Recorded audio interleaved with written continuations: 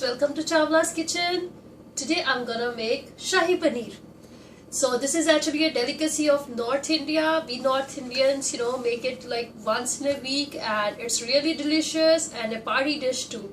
So whenever your guests are home and you want to make something quick, go for this recipe.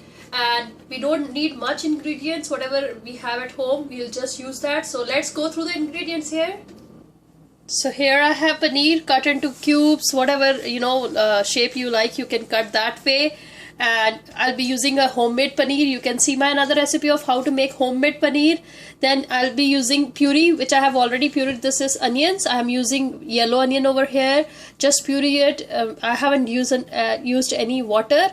So here I have, so it's like 2 medium-sized onions over here and 1.5 medium-sized tomato over here, which I have pureed. So actually in this dish we don't put much tomatoes. This is actually made out of this ginger and garlic paste along with the onion paste. And tomatoes are really, if you want you can use it. If you don't want, just avoid using tomatoes. And then we need a curd. So we have plain curd every time at our home.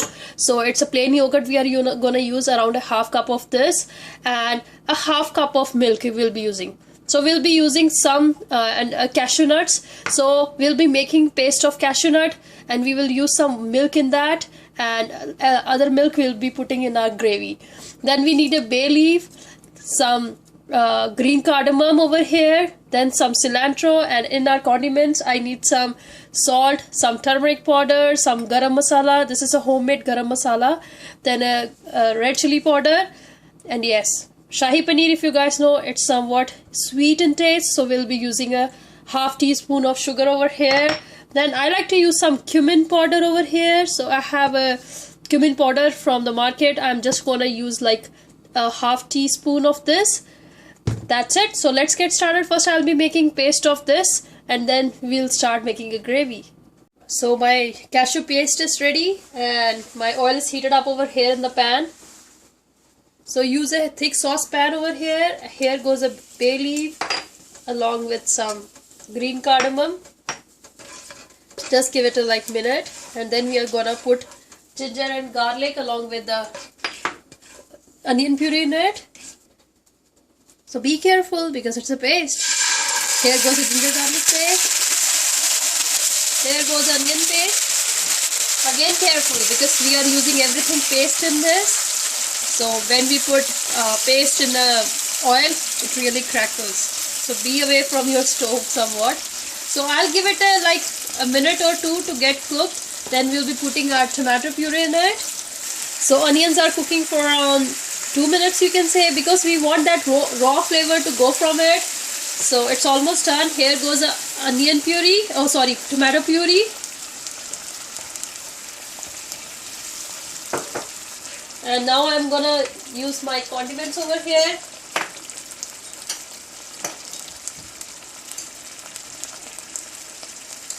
Salt, around a half teaspoon of salt. As I'm using around 300 grams of paneer, you can say. So condiments I am putting accordingly. Around 1/4 spoon of turmeric powder, around half teaspoon of garam masala. Then here goes the red chili powder, that's just pinch. You can just adjust according to your taste. And some cumin powder. Around 1/4 teaspoon of cumin powder again. Just mix everything well. And let this cook again for around 5 minutes because we want tomatoes to cook very well and leave oil from the sides.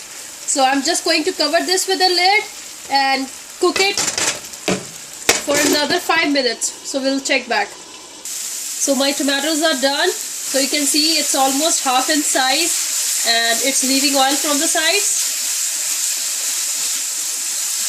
So now I'm gonna use this curd. So make sure to beat your curd because at the time I have shown you I didn't beat it. So I'm just using a spoon to beat this curd. So beat it properly, and here it goes.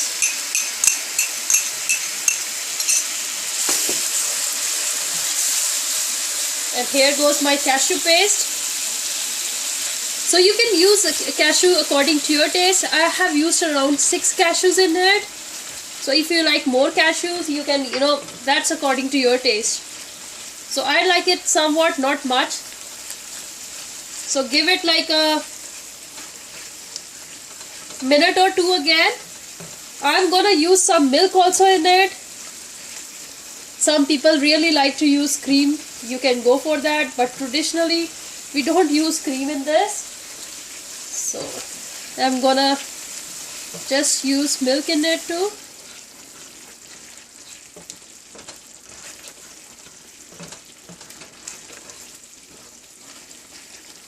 Because many a times why we avoid cream in some recipes, because it's really heavy and we don't want to have that fat. So it's better to use milk. So I'm using a full fat milk in it. So I'm just gonna cover this again with a lid for around 2 to 3 minutes. Then we'll check back and put our paneer in it, and it's done. So sugar I'll be putting it almost at the end. So my gravy is cooking for around 5 minutes, I would say. And now I'll use some water over here, around a half cup of water, because we don't want gravy to be very thick, because once we'll put paneer, it will really absorb all the gravy and it would be like thicker. So that's the reason. And here goes sugar.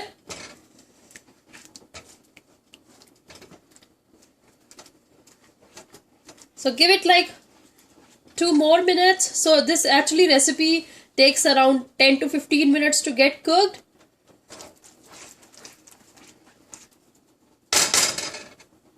And if you feel, you can just check on a taste, whatever masalas, or if you feel you can add some more milk.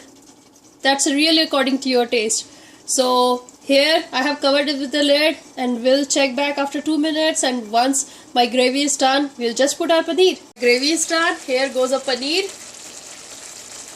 So if you are using store-bought paneer, just what you have to do is just soak that in the warm water for like 1 or 2 hours, or if you don't have time, just put it in the microwave with some water and then it would be soft. But actually I don't like using the store-bought paneer, so that's the reason I'm using a homemade paneer over here. So it's done. So just use this way,